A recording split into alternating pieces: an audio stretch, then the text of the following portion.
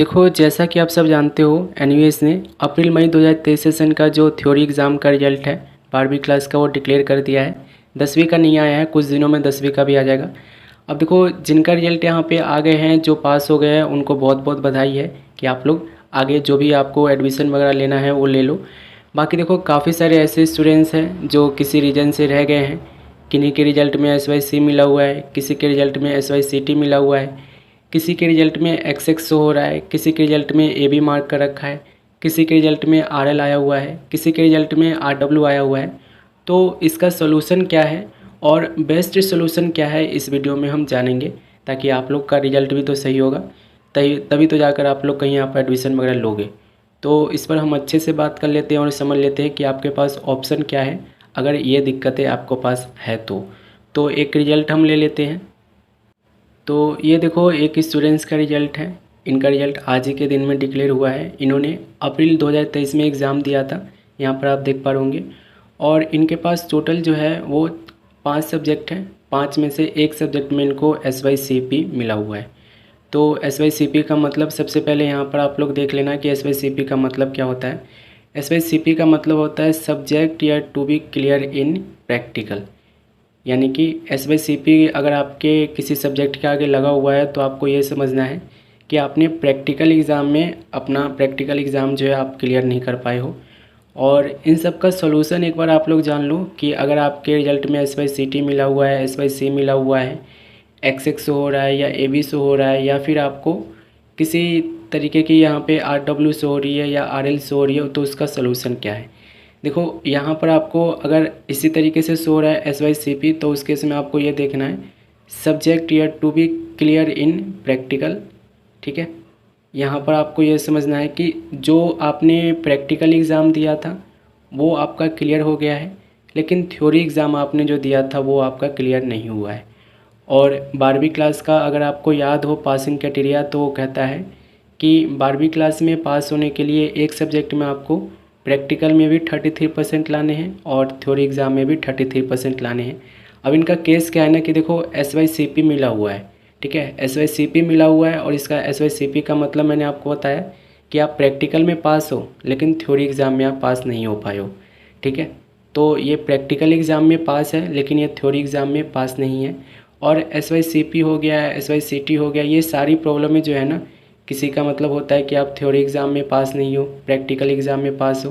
किसी का मतलब होता है कि आप प्रैक्टिकल एग्ज़ाम में पास नहीं हो, थ्योरी एग्ज़ाम में पास हो।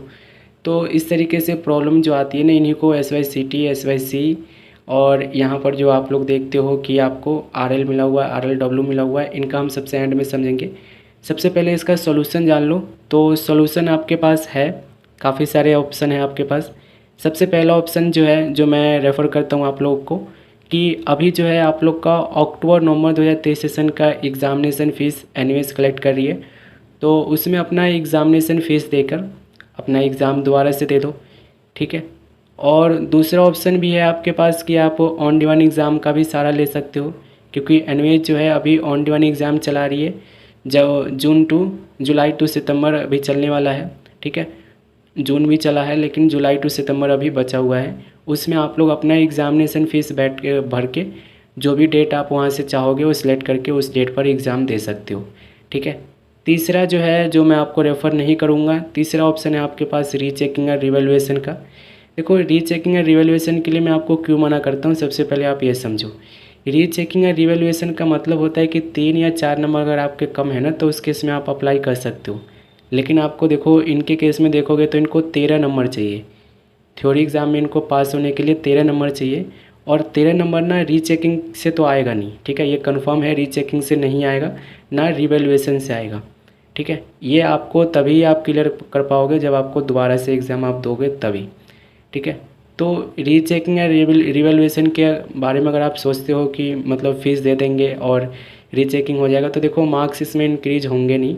ठीक है, नो चेंज ही आएगा, कोई चेंजेस ही नहीं आएगा और आपका पैसा जो है बर्बाद जाएगा। तो रीचेकिंग के लिए आपको मैं इसलिए मना करता हूँ, मैं रेफ़र नहीं करता हूँ, क्योंकि काफ़ी स्टूडेंट्स के पैसे हर साल बर्बाद होते हैं रीचेकिंग में। तो इसलिए मैं आपको मना करता हूँ कि रीचेकिंग के लिए आप लोग अप्लाई ना करो। ठीक है, अब देखो, दूसरा ऑप्शन जो मैंने बताया है कि ऑन डिमांड एग्ज़ाम का है, तो उसका लिंक आपको वीडियो के डिस्क्रिप्शन में प्रोवाइड कर रहा हूँ। आप लोग ऑन डिमांड एग्ज़ाम का फ़ीस पे करके आप लोग एग्ज़ाम में बैठ सकते हो। पहला ऑप्शन जो बताया कि अक्टूबर नवंबर का एग्ज़ामिनेशन फ़ीस एनीवेज अभी ले रही है, तो उसका एग्ज़ामिनेशन फ़ीस भी आप पे करके आप बैठ सकते हो। ठीक है, बाकी रही देखो ये प्रैक्टिकल एग्ज़ाम वाली बात, तो देखो प्रैक्टिकल एग्ज़ाम के लिए तो आपको यहाँ पर रीजनल सेंटर ही जाना होगा। ठीक है, और वहीं से आपका सेटल होगा, जो आपको बताएंगे वो आपको करना होगा। क्योंकि प्रैक्टिकल एग्ज़ाम जो होता है ना, वन टाइम होता है, सेशनल होता है। उसके बाद जो होता है प्रैक्टिकल एग्ज़ाम नहीं लेती है एनीवेज, यानी कि आपको स्टडी सेंटर में नहीं होता है। तो अगर आप प्रैक्टिकल एग्ज़ाम में फ़ेल हो 12वीं क्लास में, तो ये फिर थोड़ा सा दिक्कत हो जाएगा आपको, क्योंकि इसमें आपको सेटल बैठाना पड़ेगा। सेटल का मतलब समझ रहे होंगे आप लोग, पैसे वगैरह टीचर लेंगे तब जाकर आपको पास करेंगे। क्योंकि जो प्रैक्टिकल एग्ज़ाम होता है ना, वो ऑन टाइम होता है, सेशन स्टार्ट होता है उसके उसी में आपको प्रैक्टिकल एग्ज़ाम दे देना चाहिए, अगर आप 12वीं क्लास के स्टूडेंट्स हो तो मैंने ये आपको सलूशन बता दिया है। इस तरीके से आप लोग अपना जो भी रिजल्ट का है प्रॉब्लम आप क्लियर कर सकते हो। ये था मतलब SYCT, SYC, SYCP इस तरीके की जो प्रॉब्लम होती है, XX और इस तरीके की जो प्रॉब्लम होती है उनका सलूशन।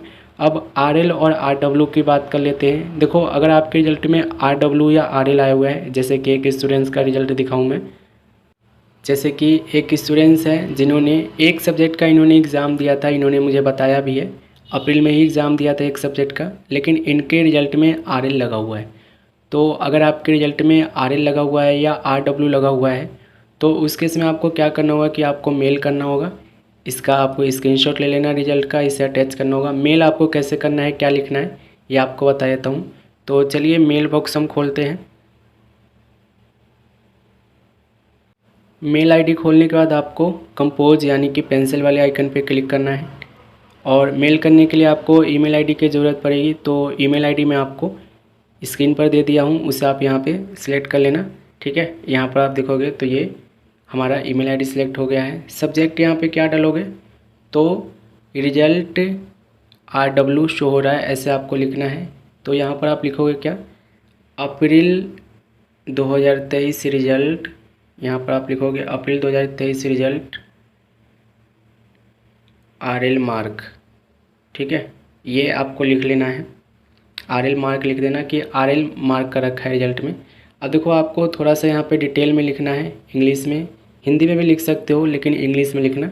इसे कॉपी कर लेना। देखो ये मैंने लिख दिया है, respected sir, I appear in April May exam 2023, I attempt my senior secondary exam successfully but my today I check my result and found RL problem in my result, please update my result as soon as possible. इतना मैंने लिख दिया है। अभी यहाँ पर आपको अपना रिजल्ट अटैच करना है। इतना लिखने के बाद आपको अटैच करना है अपना रिजल्ट, जो प्रॉब्लम आ रही है वो। तो यहाँ से हम अटैच कर देंगे, रिजल्ट को अटैच करोगे और उसके बाद आपको ये देखो अटैच हो गया। उसके बाद आपको इसे मेल कर देना है। ठीक है, मेल कर दिए हैं। अब इनकी तरफ से देखो आपको रिस्पॉन्स आएगा 24 घंटे के अंदर अंदर, और आपको ये बताएंगे कि आपको क्या करना है आगे।